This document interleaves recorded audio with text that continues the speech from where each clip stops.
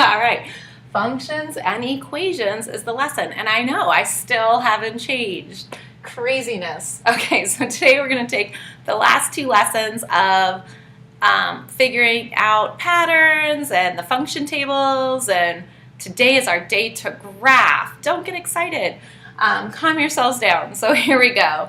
We are going to learn how to write an equation. And now some of you on the test that we just took couldn't remember what an equation is. So we're really going to make sure an equation is when you have an equal sign in it. So we're going to have some type of algebra at the beginning, and it's going to equal something else. So an equation. So the first thing they're going to do is they're going to give you a bunch of numbers. So in this case, they're going to give us another table. All right, so they're going to give us a table. It's going to look like this.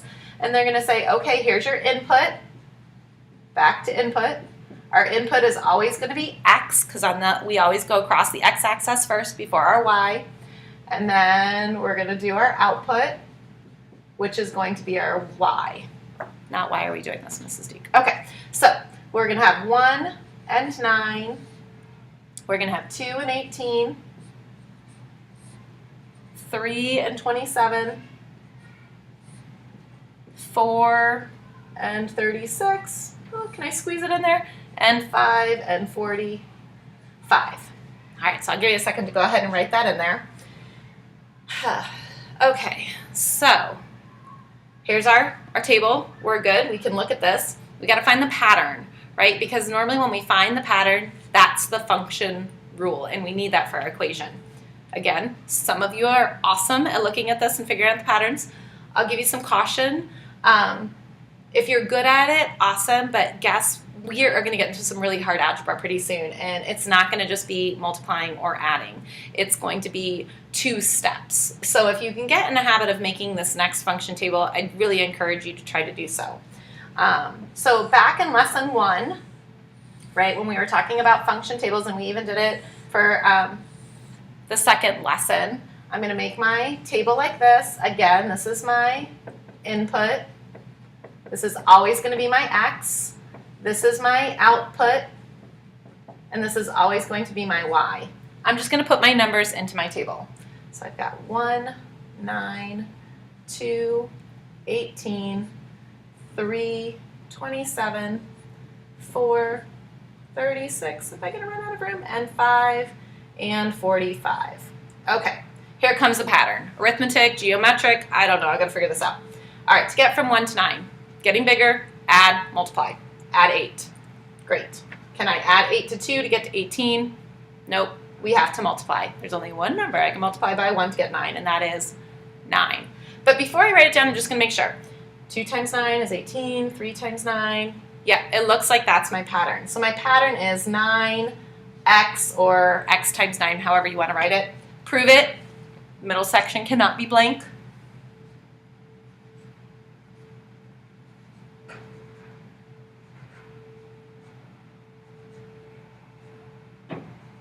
Okay, so I just figured out my rule. Now you're going to write your equation. Guess what? It's so simple. Your equation always starts with y equals. Let me say that again. Your equation is always going to start with y equals. So y equals, all I have to do is say what my function rule is 9x. I just wrote an algebraic expression. Pat yourself on the back. Nice job. Now what are we going to do with this? Well, we have to graph. And so here's my nifty graph. So I am not making any mistakes. Hopefully there's not too much of a glare on it. We've been practicing ordered pairs, so maybe if I shrink my y up a little bit. So I'd have 1, 9, 2, 18, 3, 27, 4, 36, lost track there, and 5 and 45. Okay, so you should have little tiny graphs that we can cut out. Don't cut them out now, we don't have enough time. So we'll just graph it on our paper, and then at the end of the lesson you can cut them out and glue them next to your table. So leave room to glue your graphs down. Okay, so my x is my output, that's my bottom here. So I'm going to label this, and hopefully we can see this. 1, 2, 3, 4, and 5. I'm not going to go any higher than 5 because there's no reason to. Now my y-axis, however, I start with 9 and I jump up to 18, 27, 36, 45. Geometric pattern, right? So I'm just going to, instead of counting by ones, why don't we count by nines? All right, so I'm going to switch over to the other side. So hold on. Okay, so I'm going to skip count by nines. I'm going to be out of frame here.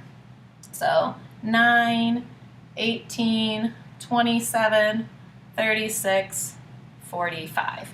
So I'm just labeling it. I know this is a lot bigger, but it's all good. Now, just have to plot my numbers. So here we go. Over 1, up 9. Over 2, up 18. Over 3, up 27. Over 4, up 36. Over 5, up 45. Now I've got these beautiful dots. Hopefully you can see them. The glare is not too bad. I'm going to connect them. I'm going to draw an arrow at the top because this is just going to keep going on.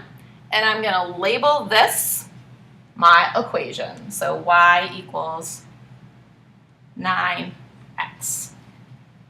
Okay, so we did a lot. We took our input-output. We made it into a function table. We figured out what our rule was. We wrote an equation. And then we just graphed an equation. Whew, we just did a lot for one problem. But we need to do another one because we know that we're not going to be too good if we just do one problem. So I'm going to take some time to erase. You're going to take some time to build another input-output and maybe even another function table because then you'll really be ready to go. So I'm going to do that. You do that. We'll meet back in a second.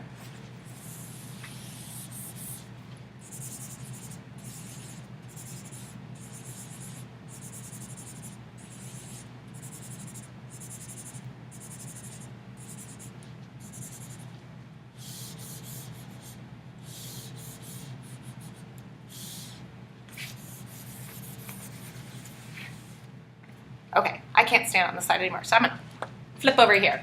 All right, so again, we're going to write an equation. So I'm going to give you some input and output, and then maybe we can even pause the tape and see if you can figure it out.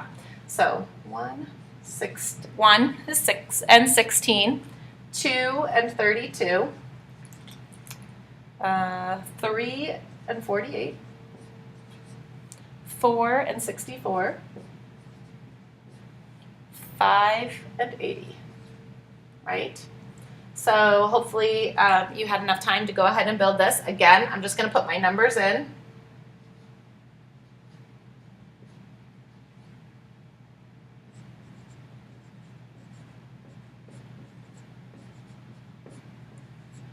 And then I always cheat. Since I already know what my input and output is, I just go ahead and put my ordered pairs over here. I know I am a cheater, but I don't want to forget about this. So, all right. Whew, a lot of work here. All right. Again, patterns. We're looking for patterns. So I could add, right? Thinking that in my head. I don't know. That's a lot of adding. I don't know if that's right. Multiply. I think I'm onto something, right? I think if I multiply by 16, I think I'm good. But I'm going to check to make sure. 1 times 16 is 16, 2 times 16 is 32, 3 times 16 is 48. Yeah, I think it's definitely multiplying by 16. So again, my rule would be 16x or x times 16, however you want to write it. Fill in my middle table to prove it.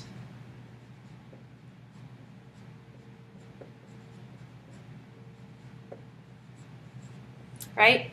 Write the equation. Hopefully you remember, it always starts with y. Okay, so my equation is y equals, and then it's going to be my function rule, 16x. Going to get my graph over here, and I'm going to start graphing my ordered pairs.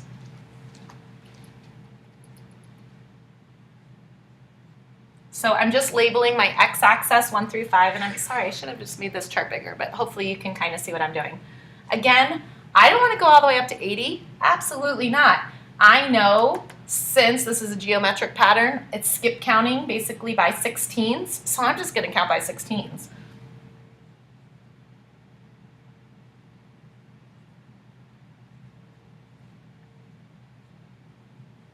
All right, and then again, graph. 116, 232, 348, 464, 5. Connect my dots, draw an arrow, label it y equals 16x. All right, we are doing awesome. You guys are great. Okay, so I think I'm gonna make it a little bit harder. All right, so let's go ahead and erase and fix, and we're gonna try something else.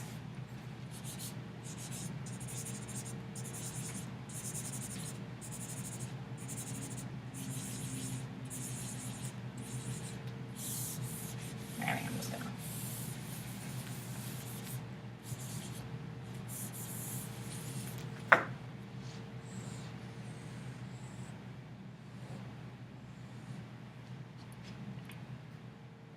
All right, I'll be right back. I forgot something. Hold on.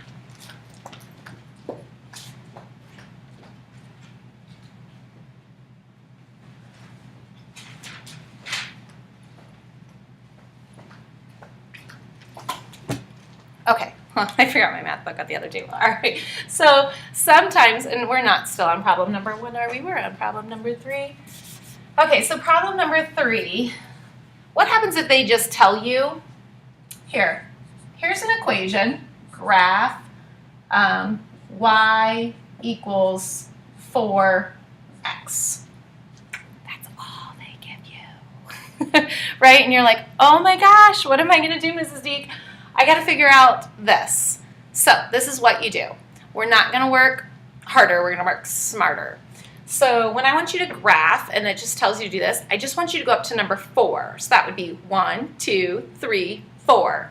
So my input's going to be 1, 2, 3, 4. Down here it's going to be 1, 2, 3, 4. We can handle this. Over here, I'm going to get my ordered pairs ready, because it does say graph, so I'm going to have to graph. 1, 2, 3, 4. We're getting it all set up so we can do this quickly. All right, remember, y equals the function rule. This needs to go here. I can do this, right? Because now I'm just going to apply this function rule. Instead of saying 4 times x, I'm going to do 4 times 1, because in this case, 1 is x. I would get 4, put my 4 in here.